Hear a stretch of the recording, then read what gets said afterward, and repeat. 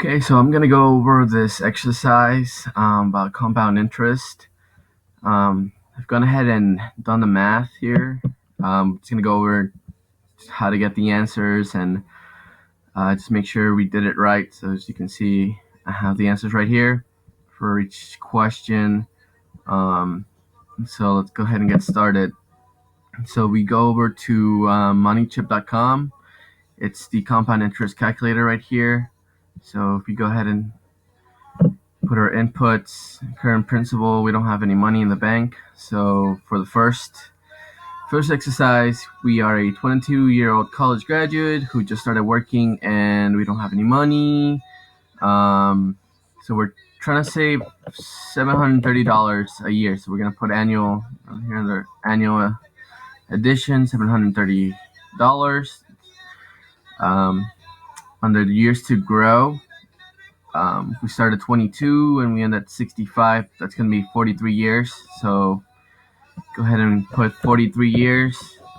The interest rate is 7% right here, 7%. So yeah, make an addition at every start. So go ahead and calculate that. That's $193,000 and $193,538.22. You would be saved. You would have saved by the age of 65 with compound interest, which is a lot of money, especially with healthcare. It's gets really expensive. So go ahead and get that number. That's the first answer we get here. For the second one, assuming that we start at 30 years old, that's 8 years from when you were 22. So first principal starts the same. We don't have any money. We're saving $730. I'm sorry, a year. And so we just changed the years of growth, which is 35 years of growth. You lost 8. You have 35 years to grow. Go ahead and calculate that. That's $107,976.83 that you're going to be saving. So it's almost half the money you would have saved if you started when you were 22. So you can really tell that you're losing money. Those 8 years would have really gone twice as hard, giving you twice the return if you would have started early. Here's the second part of the second question. How much less money is waiting for you at retirement because you waited until you were 30 to start saving? That's how much of this reduction is the result of saving less. So $730 per year times 8 years. That's going to give you a different answer, but that's we're going to go ahead and factor in that we did do the compound interest for those years. So what we're going to go ahead and do is going to get our first answer, which was $193,538.22 minus our second input, which is only 35 years. It's 43, 35 years. We'll go ahead and do the math. Bring our calculator over here so you can see. Go ahead and put in the inputs. Minus 83. Go ahead and do that. You get $85,561.39. That's how much you're actually losing in those. At the very end, you end up losing that much money because you didn't start 8 years earlier. So this is the amount that you actually would have gotten if you started at age 22 with the compound interest. It also is asking for the no, that's just that. So you would have lost $85,000 for 8 years. That's half of what you would have started or you would have had at the end. If we go over to question number 3, you go through and repeat question 1 and 3 using. Okay, so this is the same thing as number 2, but I think I forgot how to. Let's see. Oh, forgot. So we didn't answer forgone interest. So this is the amount of money you lost for those 8 years, but the actual amount that you would have gotten those 8 years, we'll just go ahead and do the same thing. $730 a year for 8 years, 7% interest rate annually. It's going to be $813.93, or $8,013.93. So, that's going to be your answer. Um, and this $8,000 would have gotten you over to gotten you to 193,000. So keep that in mind. Number 3.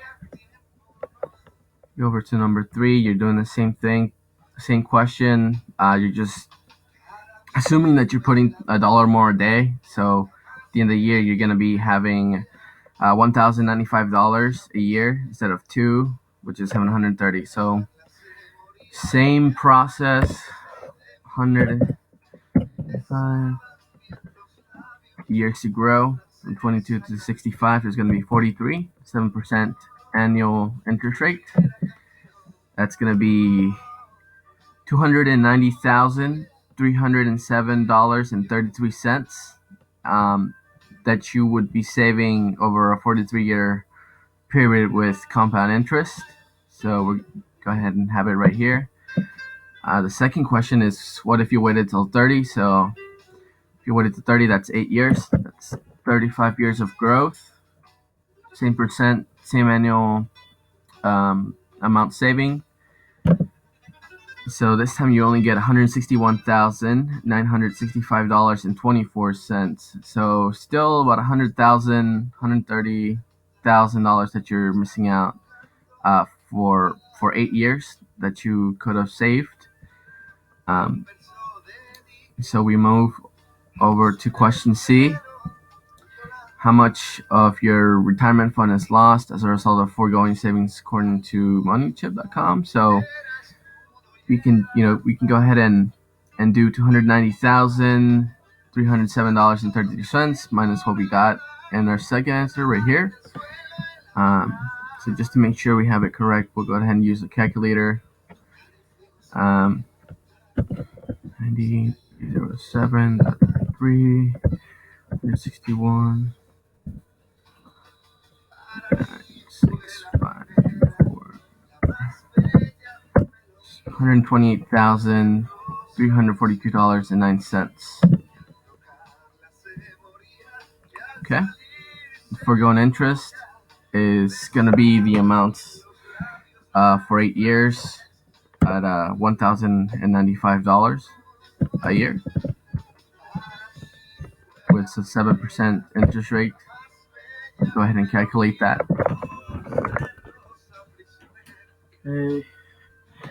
So that's going to be adding up to $12,020.90 over an 8-year period, which in turn would have gotten you a much higher return. So those $12,000 estimated down, you're actually going to be losing at the end of your saving period $128,342.09 over just 8 years. So just keep that in mind when you do the interest rates. And so yeah, that's how you calculate your interest rates, with compound interest using a calculator. And so down here, we're just gonna go to number 4. I did write down a situation that would appeal to me. So the lesson that we take from here is that if we save money, at least $2 or $3 a day, which is a coffee or cigarette, we'd be saving a lot of money using compound interest over the years. So what you're getting is if you start out younger, then you can the younger you start, the more money you can get. So there are many different ways to save money in my situation. Some examples that could help me save money is by cutting out street food or takeout. I usually spend about $20 on food a week. Stop eating Bojangles, Chipotle. I could save around $60 a month. So that's a great idea. Yeah.